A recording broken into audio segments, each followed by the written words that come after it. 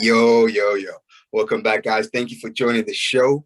We are back with Cam and Dan live. I'm Danny Kamalo, joined by Kamal Ford. As always, great to show you and talk to you about another great past month of championship boxing, especially this past weekend. This past weekend, we've seen some tremendous fights. I'm over here in Birmingham. You're over in Northeast USA, and we're going to cover from both points. And so, starting off, we had a great card and a great show in Las Vegas at the MGM Grand, provided by I was in Vegas. Yeah, that was in Vegas at the MGM. Damn. Yeah, yeah, I just watched on ESPN. I just watched it. And that was with. I just watched. I know what it was. I just watched it. I didn't care. Yeah, oh man, at MGM, right next to the arena, right next to the lobby, and it was headlined by Jojo Diaz, right? Jojo Diaz. Nah. The top ranked joint was headlined by Richard Commey. We'll get into that later. But I think but the Jared Anderson, man. And Jared Anderson of Toledo, Ohio. Jared Anderson, the heavyweight big baby. Yeah. I don't know about all of that. We just gonna say Jared Anderson for now.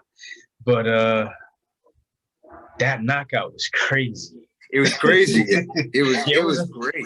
It was on Sports Center Top 10. I think he is gonna be the way they're moving him good. He's moving him fast. He's gonna be a champion. It's just hard though. I'm gonna say about 2 years. I think right now things in the heavyweight is gonna shake up. Within the next 2 years things are gonna shake up. We're gonna have a unification, but then I have a feeling somebody might vacate a title, or retire. Vacate or retire, vacate a title, 1 or 2 titles or something like that. So I think it's gonna happen. But I like what I see. I like what I see with this kid. He's very poised. He's switched. He can go southpaw. He can go conventional. He has power. He's starting to box a little bit more because in the last some of his earlier fights he was knocking guys out in the first round. And I think with this fight here, that the guy gave him a test to see. Well, I don't know if he gave him a test, man, because I mean it went 6 rounds. It was supposed to go 6. It was a 6th round. Then went 6 rounds. But I don't know, dude. Really. He was able to last 6 rounds, you know what I mean? Up until he got knocked out. I'm really liking him. I'm really liking Jared Anderson and what I see with him, and he's humble too, man. He's humble. He's a very humble guy. Yeah, he's humble and he's hungry. The complete antithesis to his big baby counterpart, Big Baby Miller, and a fight with them two would be insane. Obviously down, a little bit further down the line, but that was a great. That's if Jarrell Miller is still fighting. Yeah, still fighting. They gave him that 2-year ban, and I hope he's able to fight that, and that 2 years maybe go 6 months. I haven't heard anything much about that, but if I do, I'll probably post something about it. Okay, got you. And this video is being recorded February. What's the date? Is it February 15th? Yeah, after Valentine's Day. Post Valentine's Day 2021. We got, and obviously on that same card, we had Jojo Diaz, the former IBF. Jojo Diaz was on the Zone. He fought on the Zone. Was on the Zone? Yes. He fought. That guy was on ESPN. Okay. Who did Jojo Diaz fight? I've seen the fight lined up on the Zone. You're right. I didn't know it was Jojo Diaz who was fighting. And when I seen the card come up, I was anticipating a victory for Jojo Diaz, obviously being the IBF super featherweight champion, but he lost that title on the scale. On the scale, he came in I think 3 pounds overweight. 3 pounds overweight. Yes. That's worse than Tank Davis. The IBF championship, the last time that happened with the IBF super featherweight championship, Tank Davis lost it on the weight on the Floyd Mayweather, Conor McGregor undercard, and that's a shame. This is Jojo Diaz coming up from featherweight, and I got dude's name that he fought. He's from I think he's from Russia. Mm-hmm. And I really can't pronounce his name. Mm-hmm. That's a shame. You know, I don't even want to butcher. I don't even want to butcher the man's name. We should have put on the spot. Yeah. But it was a really entertaining fight. I watched the fight. It was a good fight. It was a draw, and I actually thought that the dude won the fight, man. I didn't think Jojo Diaz. It was a draw, but I didn't like. Jojo started off slow, and he didn't look the same. I guess because of the weight. But what's really got me like a little tight about the situation is these guys not making weight. A few months ago, we had, to me, and I'll get some backlash on this later, but I think David Benavidez is the number one fighter at 168, even though he ain't got no titles. And he got stripped of his title when he didn't make it. Because of the weight. Yeah. It's just like, I know I know we have the pandemic, and I know you're not used to doing what, these guys you had to, what you would have done before. Weight. Yeah. But you're still a professional. You still got to make the weight. Still have to. Yeah. It's no excuse. You know what I'm saying? If you're normally running 5 miles a day, run 7. If you're normally jumping rope for 3 minutes, around, jump 4 minutes around. Yeah. It up, because with the technology we have now, yes, it's easier for you to cut weight. But when you look and you go back to when the likes of where we had Hagler, Hearns, Sugar Ray, and they were all making weight. All making weight with what they had. So I believe that these guys now should be able to make weight. And it sucks, because if you go back to my first video that I ever did, I said it. Even though Jojo Diaz lost to Gary Russell Jr., I said Jojo Diaz will be a future champion. He proved me right when he beat Tevin Farmer last year. No, in 2019.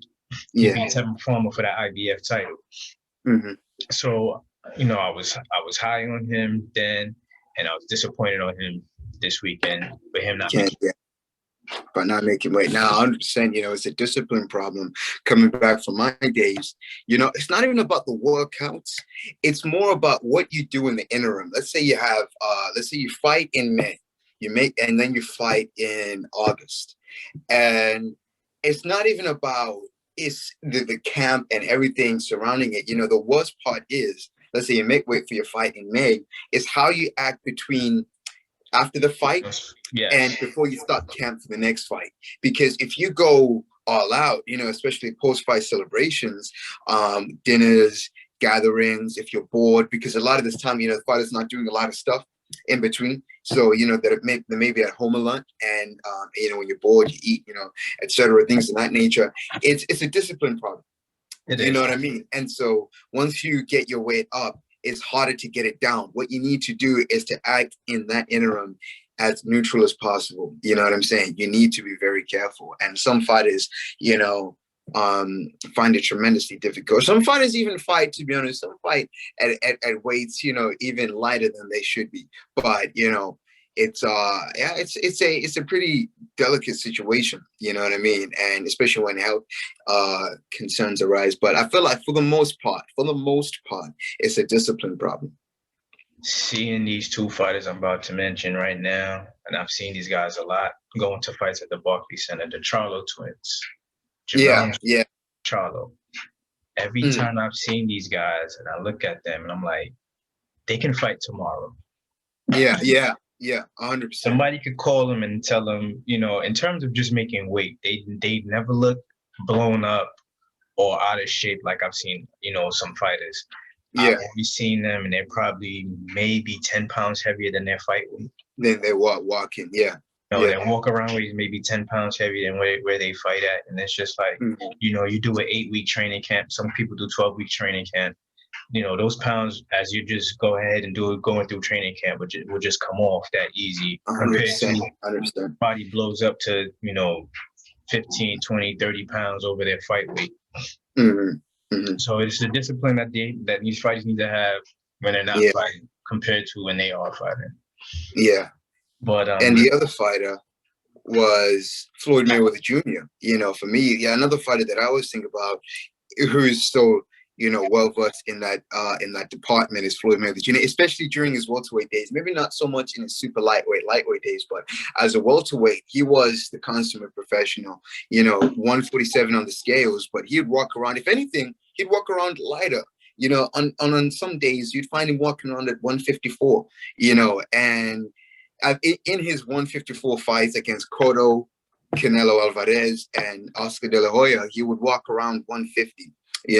And then I feel like that's another reason why he was a great fighter, because most of his training camps did not revolve around losing weight. It revolved around being a better fighter, being a better technician, being, improving his skills as opposed to dropping the weight. But yeah.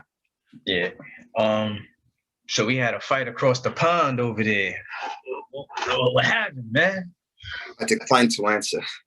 What happened, man? I don't know what fight you're talking about. I'm gonna tell you exactly what happened. Okay. I'll say what happened. No. What happened in that fight to me was the same thing like what happened with Jairzinho Rosario versus J. Rock Williams. Okay. I think Josh Warrington took this guy lightly. I think so too. So for those of you who aren't, who don't know, so it was Josh Warrington versus Josh Warrington of Leeds, the IBF World Featherweight Champion, facing Mauricio Lara, a Mexican contender coming up. And in this fight in London, what happened was Josh Taylor got knocked out in a fight, which I think it wasn't for Josh Warrington. What did I say? Did I say Taylor? I said Taylor again. Taylor's next month. Taylor's next month. I'm sorry. Josh Warrington of Leeds. This fight wasn't for the IBF title. Josh Warrington vacated that prior to the fight, but Josh Warrington was coming off a long layoff. Obviously, 2020 impacted certain fighters and situations differently. And so Josh Warrington was not in the ring in 2020. And so coming back, this was his comeback fight. After his last fight was in October of 2019. This fight was in February of 2021. So approaching a year and a half out of the ring. And yeah, I say he took him lightly. I say the thing is, two things stand out to me in this fight. The first thing is it was a heavy layoff that kept him out of the ring. Did he contract COVID in that time? Maybe not. Did he get ill in that time? Maybe not. Certain things can happen. Did maybe a member of his family go through situations? Maybe not. But he lost. He lost, and it happens. But and he got knocked out as well. He wasn't himself in that fight. He started off much slower. He got knocked down in the fourth round, and ever since that time, he did not regain himself. It was a crap show from beginning to end. I think when he got knocked down in the fourth round, even the commentators were saying that they should have stopped the fight. Stop the fight, 100%. When he got back up, I was just like, stay down. Yeah. But he's a warrior, and in case you haven't already noticed, I'm a Josh Warrington guy, I know. No, you. I remember when we first started talking, before we even started doing the shows, and you used to talk about him, and then I seen a lot of his fights after that. We would talk about in a few, because there was some things being said, and I had to question you about that, but we'll get into that a little bit later on. But he does this thing, man, and from my understanding, I heard he's like the LeBron James of Leeds. You know what I'm saying? He's big. He's like the biggest thing in that city. Yeah, 100%. You know what I'm saying? They've got a football team, and then they've got Josh Warrington. Yeah. So it's, you know what I mean. So it's he's a big, and Leeds is a big city. It's not just your run of the mill town or city. You know what I'm saying? It's not your whatever. It's a big metro in Great Britain. And so, but that was the first thing that came to my mind, that struck me. But the second thing is, I do not feel like, this fight is imperative of Josh Warrington. Number one, as a fighter. Number two, his trainers, because I heard some people were saying how he should get in your training team. I don't believe that one bit. Sean O'Hagan, his father, is his current trainer. It was this current trainer that led him to the championship. This current trainer that led him to beat the Jackal, Carl Frampton, this current trainer that led him to be in a controversial fight, in a fight which I thought Josh Warrington won, some thought he lost. Kid Galahad, a perennial contender. Oh yeah. And so I don't think he's one. I don't think that he's a bad fighter. I don't think Josh Warrington, people compare him and say, these British fighters, they're great until they get up to a certain level. People have to understand that, one, he was sometimes you might not be yourself that night. And if that was true, he would have lost to Carl Frampton, because Carl Frampton is not your run-of-the-mill fighter. He's another standout. You know what I'm saying? Lee Selby is another standout. Carl Frampton, yeah.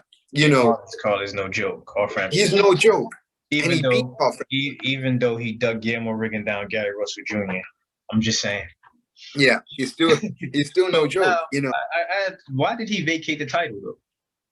I'm not sure yet. I think it was a long time. I think it was probably approaching the time limit, because there's only so long that you can go without defending your championship belt. And I think it's some a little bit. I may be wrong, but because the last fight was defending it against in October of 2019, and so obviously that's over a year without defending your championship. So hold on, that last fight wasn't that against Lee Selby?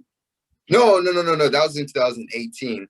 The last title defense was in against Safione Takot, which was in 2019 October. The last fight was against. Yeah. So now I got a little. They kept saying that he was the best featherweight in the world. I do believe he was the best featherweight in the world, and you had at that present time 4 featherweight champions. You had the WBA champion, Leo Santa Cruz. You had Josh Taylor, the IBF champion. The WC champion was Gary Russell Jr. And you had the WBO champion, who was Oscar Valdez / going into Shakur Stevenson. So not Shakur Stevenson because he didn't have the resume, barely had the championship for a month. Not Gary Russell Jr. simply because he was not active enough. The only victory that was significant was Jojo Diaz, and that was one in how many years? Not Gary Russell Jr.'s fault. You know what I'm saying? And so the only other ones was Josh Taylor and Josh Warrington. Leo Santa Cruz and Josh Warrington. And Leo Santa Cruz, because he lost to Carl Frampton. And so he regained it back, but he lost to Carl Frampton. And so that's where Leo Santa Cruz was at. Josh Warrington beat Carl Frampton first time, beat Lee Selby first time, beat Kid Galahad, and all in a row, back to back to back. I say at that present time that he was the best featherweight in the world. I'm going Gary Russell Jr. I say I'm biased. I'm biased. You're biased. I ain't gonna lie. I'm biased. No, you're right, but I'm being biased. Gary Russell Jr. Yeah. You are right. I mean, he beat those, because I remember watching all 3 fights back to back. He was like, "Yo, you gotta watch this. You gotta watch him." And I watched it. I watched all those fights. I'm lying. The only one I didn't watch was the Kid Galahad fight. Okay.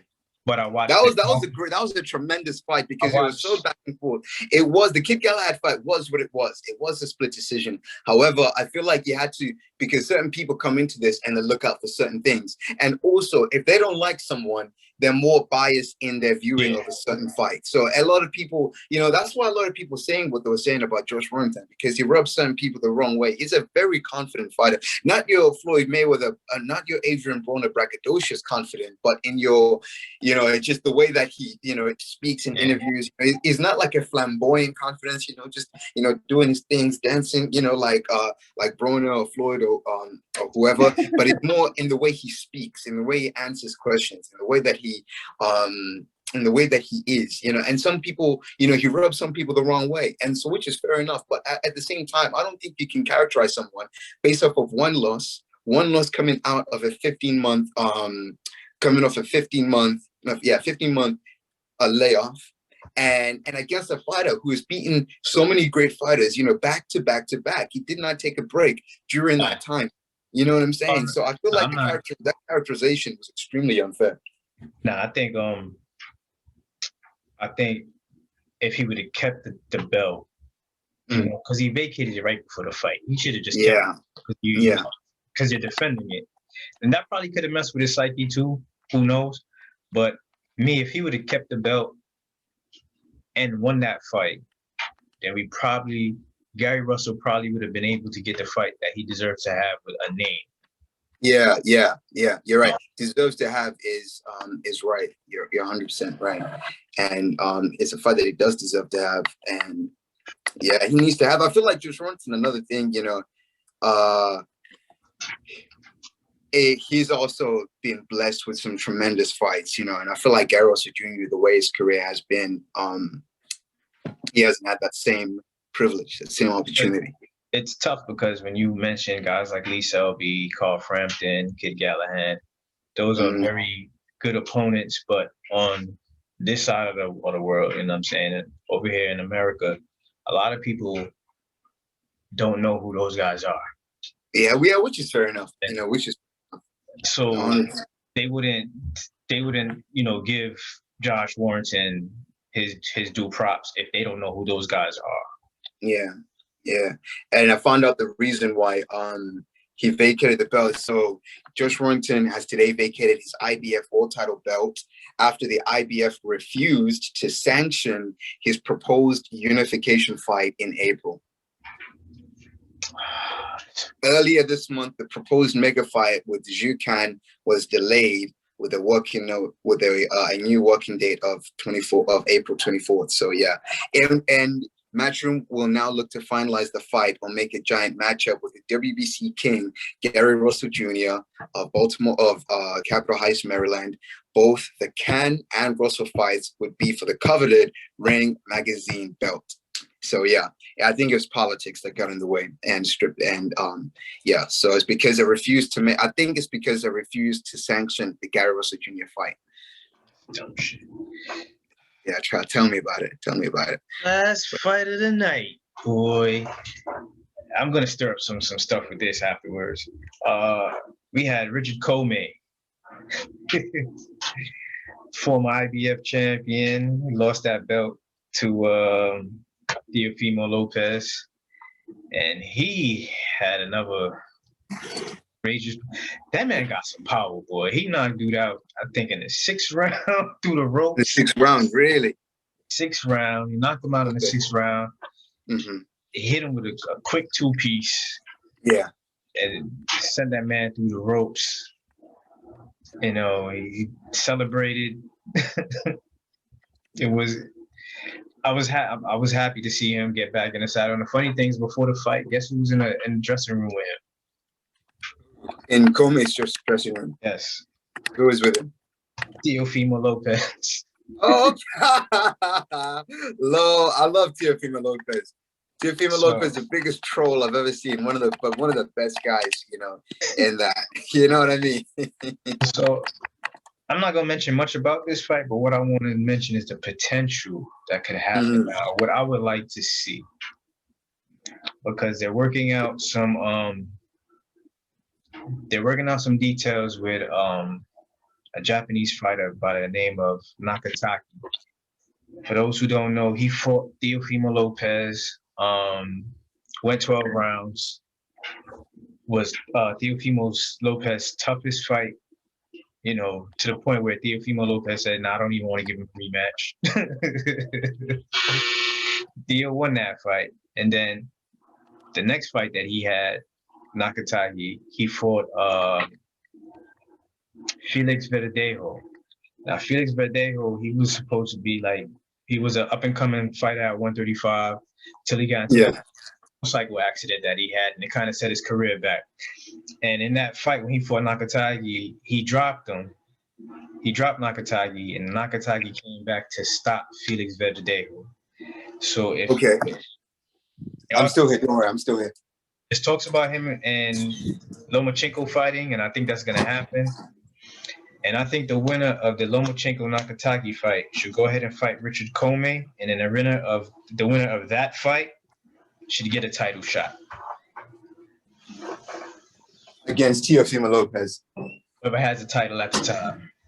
Okay. Oh yeah, at the time. Got you. But whoever the title has at the time. I mean, if Teofimo still has it, which what I'm saying, I'm being biased. Of course, he's still gonna have it, but things. He's gonna have it. Brooklyn boys. You know what I'm saying? Brooklyn boys. I gotta stick with my Brooklyn boys, but things can happen. You know what I'm saying? He can go out there. He can. I hope he don't lose, but it happens.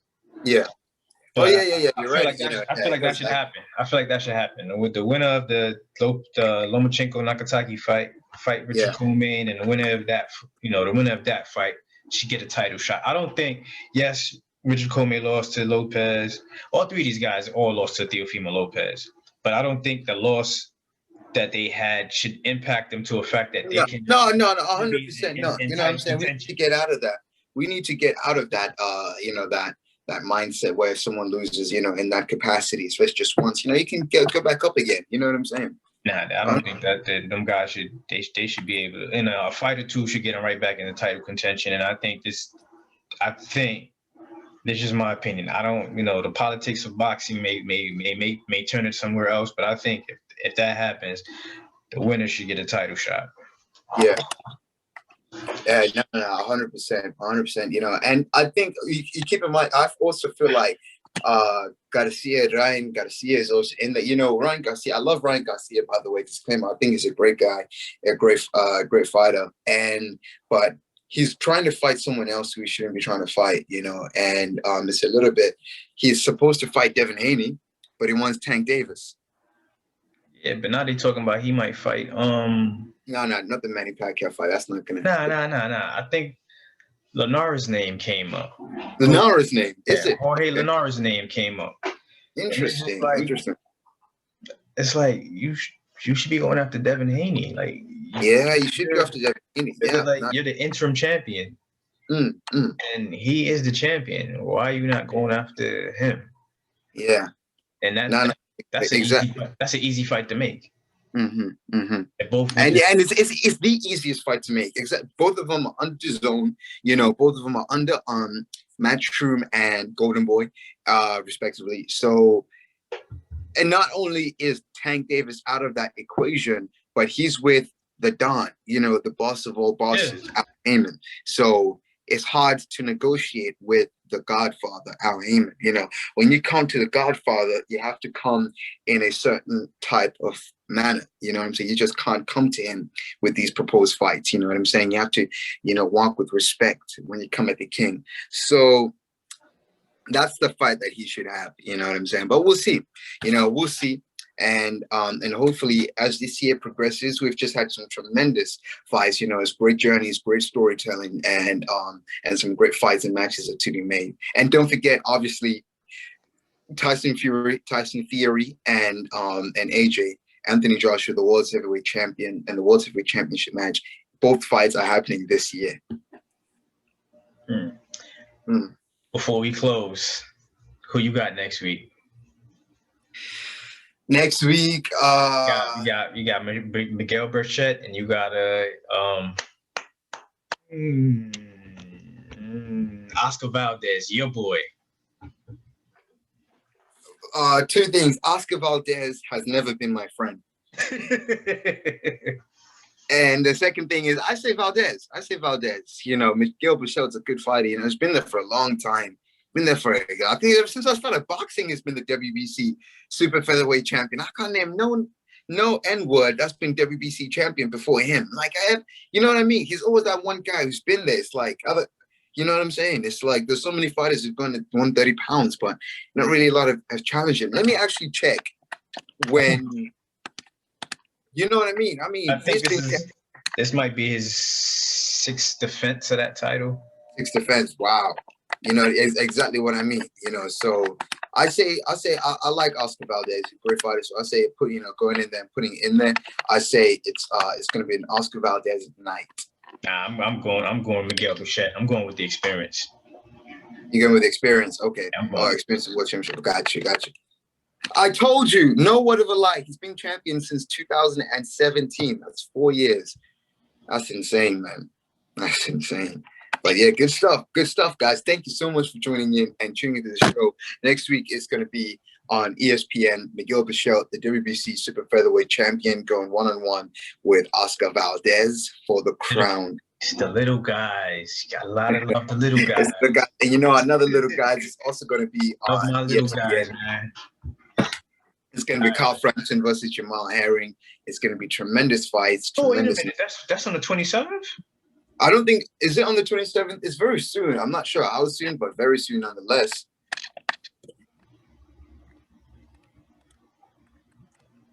Yeah, check it. When is it going to be?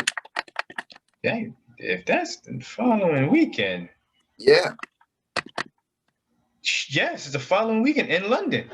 In London, oh, it's gonna be on neck of the woods. Good stuff. Good stuff. Frank Warren is putting on that show, and it's gonna be a great show. So yeah, thank you guys so much for joining us, and we're gonna be hitting you up very soon, guys. Come on. I'll be back next week with or without you, man. We got to talk the Miguel Berchelt and Oscar Valdez fight. Cool. All right, everybody.